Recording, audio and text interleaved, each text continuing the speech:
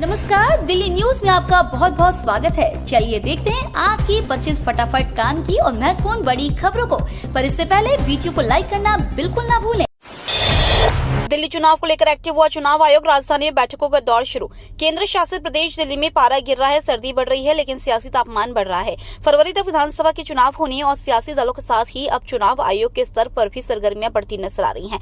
दिल्ली चुनाव को लेकर चर्चा के लिए चुनाव आयोग ने 2 दिवसीय बैठक बुलाई है, जिसकी 18 दिसंबर को शुरुआत हो गई। दिल्ली चुनाव को लेकर आयोग की पहली मीटिंग एनडीएमसी के कन्वेंशन सेंटर में शुरू हो गई है।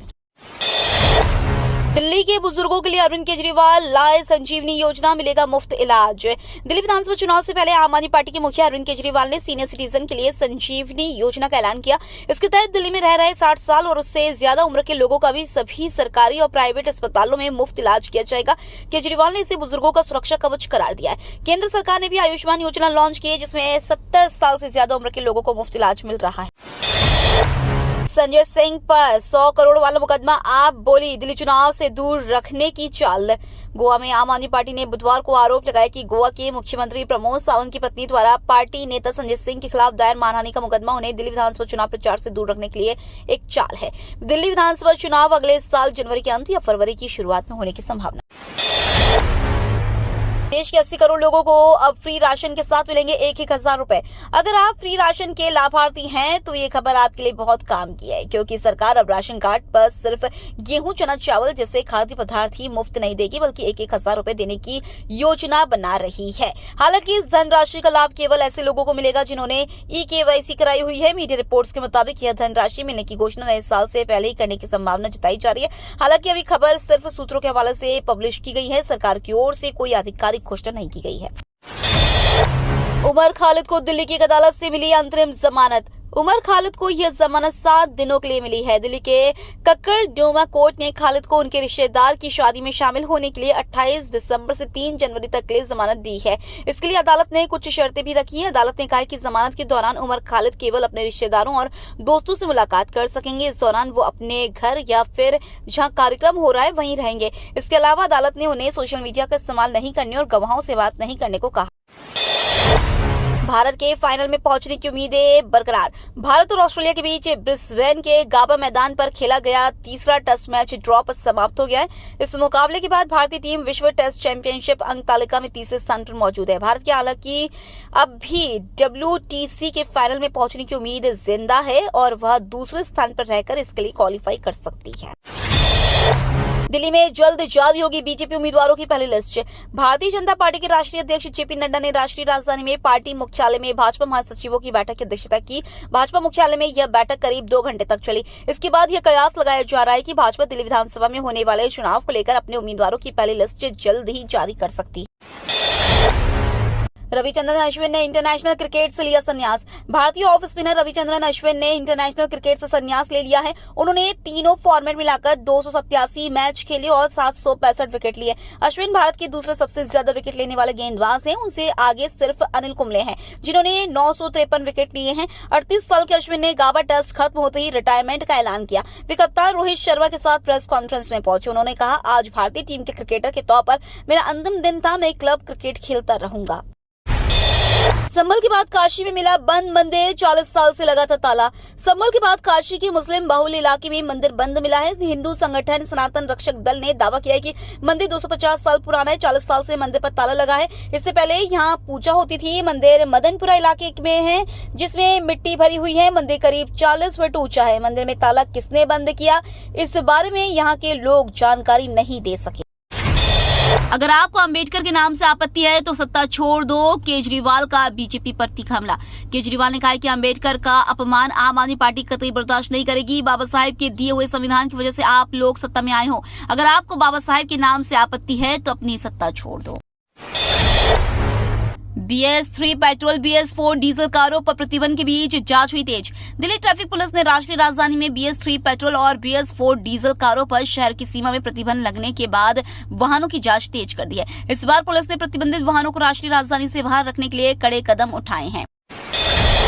भाजपा की बैठक में हर वर्ग को पार्टी से जोड़ने का निर्णय। भाजपा के सदस्यता अभियान को लेकर बुधवार को मधुपुर प्रखंड कार्यालय परिसर में ग्रामीण मंडल के कार्यकर्ताओं की बैठक हुई। ग्रामीण मंडल अध्यक्ष महेंद्र भोक्ता की अध्यक्षता में हुई बैठक में सदस्यता अभियान के दौरान समाज के हर वर्ग को पार्टी से जोड़ने का निर्णय लिया गया। सदस्यता प्रभारी बलवीर राय ने पार्टी की नीतियों पर चर्चा की। उन्होंने कहा कि सदस्यता अभियान को गांव-गांव तक पहुंचाना है। रिपोर्ट पेश करने पर हुई चूक पर भड़के उपराज्यपाल सीएम आतिशी को दी विशेष सत्र बुलाने की सलाह। दिल्ली के उपराज्यपाल वीके सक्सेना ने मुख्यमंत्री आतिशी को एक चिट्ठी लिखकर विधानसभा में कैग की रिपोर्ट पेश करने में जानबूझकर चूक करने के लिए आम आदमी पार्टी सरकार की आलोचना की है।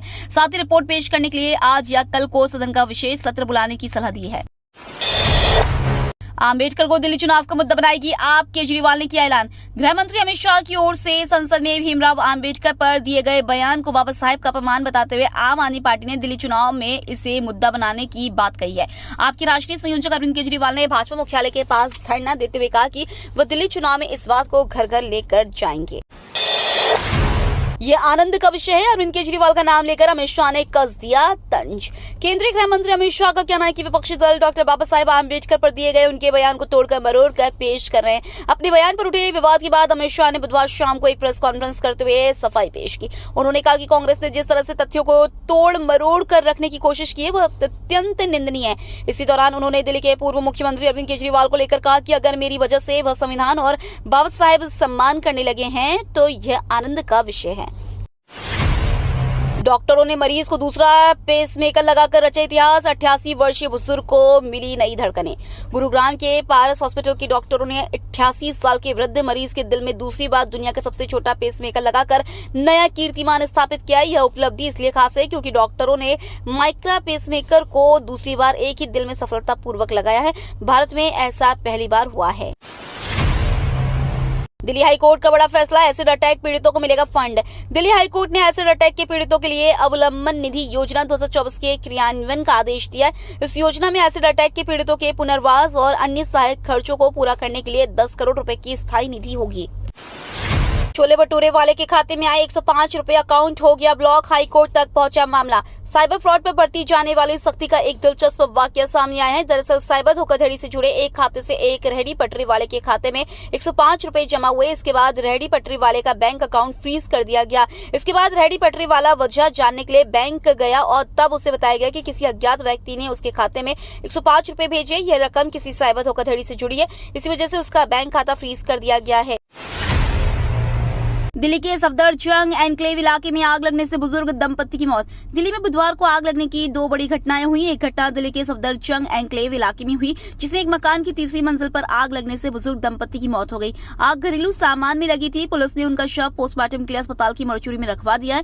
दूसरी घटना दक्षिणी दिल्ली में सफदरजंग एयरपोर्ट के पास उड़ान भवन कार्यालय परिसर में हुई। इसमें अभी तक किसी के घायल होने की खबर नहीं है। दिल्ली पुलिस ने चलाया बड़ा ऑपरेशन, चोरी के 555 मोबाइल बरामद। मोबाइल की चोरी और झपटमारी दिल्ली में एक सबसे बड़ी समस्या बन चुकी है। यहां से लूटे गए मोबाइल देश भर में चलाए जा रहे हैं। दिल्ली सहित 5 अन्य राज्यों में छापेमारी कर शादरा जिला पुलिस ने 2 करोड़ रुपए से ज्यादा की कीमत के 555 मोबाइल बरामद किए। पुलिस ने देश भर में चलाए गए ऑपरेशन विश्वास के दौरान 45 झपटमार और लुटेरे पकड़े हैं। इस ऑपरेशन में 376 से अधिक आरोपियों को जेल भेजा है।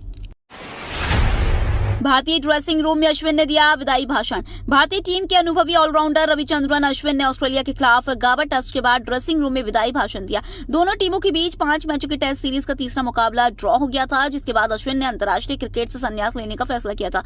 अश्विन ने भारतीय टीम के सदस्यों से कहा कि उन्होंने टीम के खिलाड़ियों के साथ अच्छे रिश्ते बनाए। इस स्पिनर ने साथ ही विराट कोहली, कप्तान रोहित शर्मा और रविंद्र जडेजा के साथ अपने बॉन्ड पर भी बात की। One nation one election bill के लिए जेपीसी का हुआ गठन। One nation one election bill के लिए जेपीसी का गठन हो गया है। इसमें अनुराग ठाकुर और प्रियंका गांधी समेत कई सांसद शामिल होंगे। कमेटी में लोकसभा के 21 और राज्यसभा के 10 सदस्यों के नाम हैं। जेपीसी में लोकसभा के 21 सदस्य हैं। इसमें पीपी चौधरी, सीएम रमेश, बांसुरी स्वराज, पुरुषोत्तम भाई रूपाला, अनुराग ठाकुर, विष्णुदयाल राम, भर्तृहरि महताब, संबित पात्रा समेत कई अन्य नाम शामिल है। गेटवे ऑफ इंडिया के पास बेकाबू नेवी बोट ने यात्री नाव को मारी टक्कर।